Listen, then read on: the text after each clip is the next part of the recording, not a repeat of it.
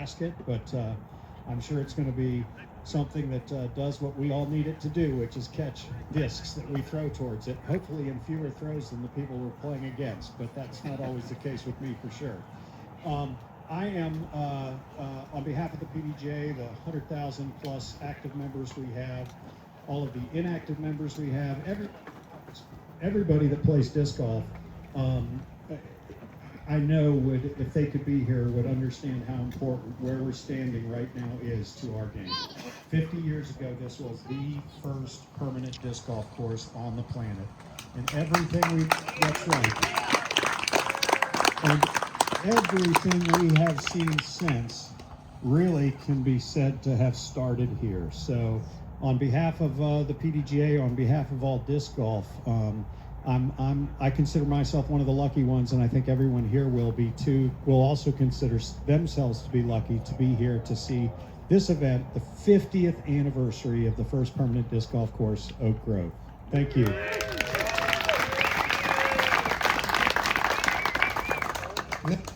We have George Sappenfield, a World Disc Golf Hall of Fame member and a part of the executive board of that organization.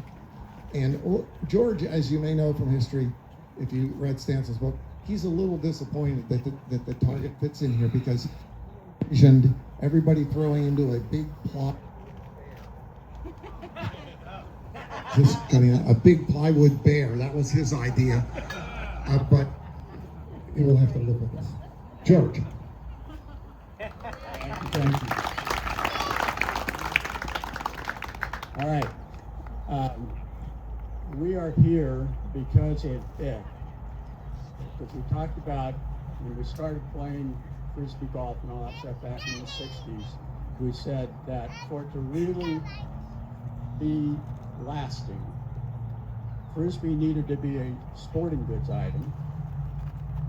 Also, you need to have a standardized hole. And also, you needed to have your own design, of course, that possibly could be moved around, but solid, permanent. Ed did all of those things. So, starting in the 60s, he redesigned the Pluto platter and made it to the point where it was now a sporting goods item. And that continued. So, we owe all of this to Ed. And those of you who know Ed have a lot of different personalities. And, but all those personalities blended together to make Oak Grove happen. And when I was part of the event staff with the Frisbee Championship, we first decided to use disc golf. And the big question was, what's the hole going to be? Okay. My original thing was hula hoop. That would never work. Okay. Jim Palmieri had his basket, round basket, box, all that.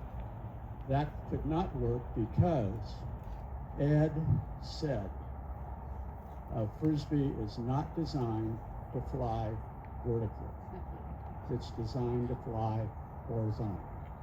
So anything that was going to be thrown into trash cans, whatever, that was not going to happen.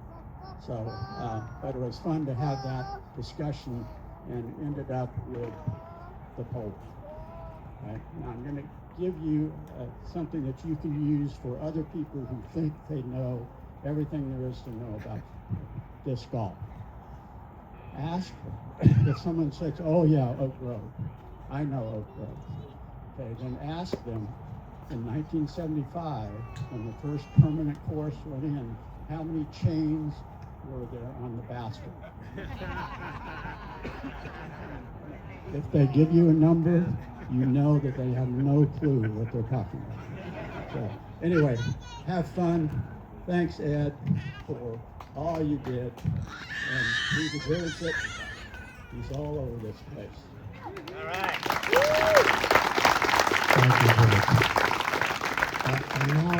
And now a surprise guest. And I say that because it's a surprise to him.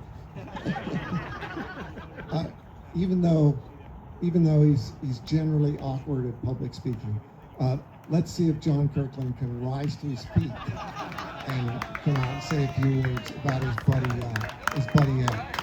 Look how surprised he is. Look at that. I'll save you the story. He could have had a lower PDGA number, but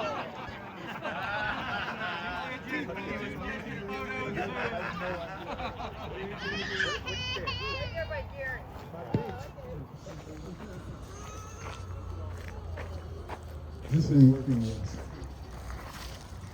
Stone Age Village, my peeps. Really good to be here with you folks. You know, all this talk about Ed, and said if you're here, come up with something about Ed. And I almost wasn't here, so I show up.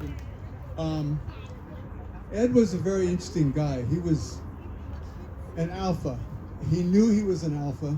He liked being an alpha. He had that deep baritone voice, and he just commanded every room he was in. So when if you wanted something from him, you had to, I don't know how many people watch Seinfeld, but you had to have hand. You had to have done something that made you worth listening to, because he just assumed that he knew everything. And often he was correct. And you need those kind of people. You probably got that from, you know, some sort of training in World War II. But he had that command presence. So there were a few times when accidentally I got hand. And it was just total serendipity. First time I went to Whammo, I had completely by luck gotten a Frisbee pie tin from the guy that owned the Wiffle Company. He said, "You ever seen one of these?" And I said, "No." And I took it and I gave it to Ed. Said, "Happy birthday." He says, "You know, my birthday's in 6 months." And so now I had given him something, and he had, you know, and I mentioned to him that, you know, when the Pro first came out, you could get to be an IFA member by just sending in 50 cents.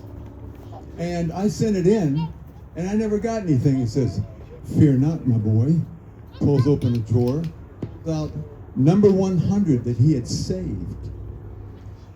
It was an honorary IFA. He'd saved that for years and just gave it to me. But wait, there's more. He said, there was this big trophy case they had in Whammo. Of all these cool discs, it was their collection. And he says, "You get your pick of anything in there." Hey, Joel, I wish I'd had another shot at that.